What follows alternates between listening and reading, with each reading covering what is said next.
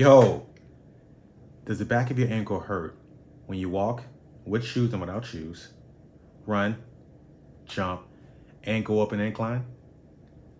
You've tried everything, but no matter what you try to do, it keeps coming back. What if I told you that you are not broken? Your tendon just isn't strong enough yet. But in this video here, I'm gonna show you exactly what to do to get that tendon strong again. Let's go. All right. Before we fix this problem, let's understand what this thing actually is. This right here is your Achilles tendon.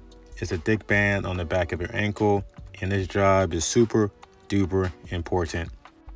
So I really want you to think of your Achilles tendon as a strong rope. You know, this rope connects your calf muscle to your heel. So things like, walking, running, jumping, and even just kind of standing on your toes, this rope is constantly working. Now here's where things go wrong. If you use this rope too much or it's not strong enough, it starts to get tired, right? It starts to get weak. And then it starts to hurt.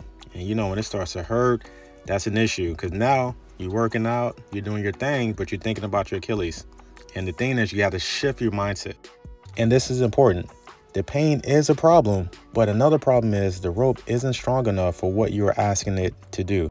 So this is where things get pretty interesting. This study looked at 3 groups of people with Achilles pain. Group 1 was a passive group. They did not do any exercises, but their main treatment approach was manual therapy. Group 2 followed a specific protocol that required heel drop exercises, eccentrically with the knees straight and knees bent. Group 3 did isometric pushes, which we'll explain later. Now here's what happened. All 3 groups felt a little better, less pain and easier movement, which sounds good, right?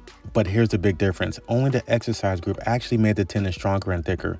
That means the rope didn't just feel better, it became stronger, more durable, and better at handling force. So what about the other groups? Well, they also helped with pain, but they didn't rebuild the tendon. So if you only focus on pain, you might feel better for now, but if you build strength, you stay better for longer. So let's make this easy. Pain going away is good, but pain going away plus strength getting better is even better, because strong tendons don't keep getting hurt. Now, as you recall, group number 2 was a group that did heel drops. So let's walk through what the heel drops are. So you're gonna go ahead and stand on a step or a sturdy surface. You're gonna make sure your heels are slightly hanging off the edge. Now, using both feet, you're gonna lift yourself up and then slowly lower down on one foot. So you wanna think slow and controlled, like you're melting down. Now, as you're lowering down, that's considered an eccentric workload. So you wanna give yourself about a 3, 2, 1 lowering. I did not do that for the purposes of this video, but the article, if you're gonna do it the correct way, you wanna give yourself a 3-second count on the way down. There should definitely be like a stretch and some work in the calf and Achilles, but not a sharp or stabbing pain. Obviously, if it feels too easy over time, definitely folks will add weight, but for now, the focus is on control. The reps and the sets for this particular exercise was 3 sets of 15, twice a day. Now we're gonna do the same movement, but with a bent knee. So you're gonna go ahead and soften your knee just a little bit, like a mini squat.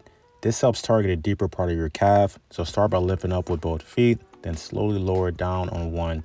Keep that knee bent the whole time. Again, you wanna be nice and controlled and give yourself a 3, 2, 1 lowering. You should feel there's a little lower in your calf and your Achilles.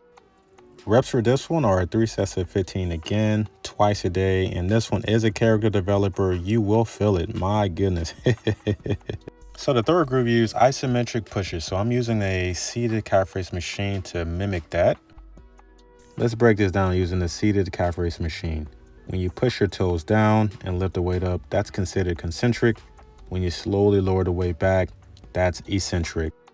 Now, it was an isometric hold that produced the most bang for the buck, but this kind of gives us a pretty good idea of what concentric is and what eccentric is.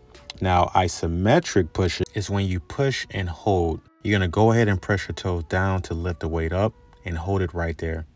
No bouncing, no moving, just a hold strong. Now, the key thing here, you have to have some weight that's pretty substantial so that when you do push, you're not doing a concentric push. There should be a deep, strong tension in your calf and Achilles. So this is what tells your tendon it's time to get stronger. It's time to get these gains. Here's another look from the side so you can see an isometric push from the side view. And I actually added some more weight as well. So this part is really important. So in the study, when they did the isometric push, they required a 90% effort. So obviously they had the tools and methods to be able to do that. Now, most folks don't have that. In the study, they use a different home setup to work on an isometric hold. Me using this machine here was me thinking outside the box. How do I try to mimic what they're doing in the study? And also connect it to things that might be seen in the gym. But when I say 90% effort, what I really mean is you want to be strong, but not your absolute max. So think of it like this. If 10 out of 10 is the hardest you can possibly push, we want about 9 out of 10. So you're pushing hard enough to feel a strong tension, but not so hard that you lose control or feel sharp pain. You're going to go ahead and push down. You're going to build up that pressure. You're going to hold stronger, hold it right there. And you should feel your calf and Achilles working. You should hold it for about 3 seconds and then relax. That strong push is what tells your tendon it's time to get stronger. So 5 sets of 4, 3-second holds and 3-second rest between reps, and doing this 4 times a week. So here's a big lesson in putting everything together. Pain going away is just step 1. Getting stronger is what keeps it away. If you only chase pain relief, that's fine, that's needed, but the pain can come back. But when you build a strong tendon, you move better, you feel better, and you stay better. All right, that's it. I hope that this video was very helpful for you, and check this out. If you do have Achilles pain and you are getting better, but you just can't get over that hurdle, this is kind of where you want to find a local specialist in your area who can really figure out why your body is asking your Achilles to take up this much stress. There's a reason for that, right? We're looking at root cause analysis. Find your local specialist, have them figure out the root cause, get it addressed, and put you on a game plan for success.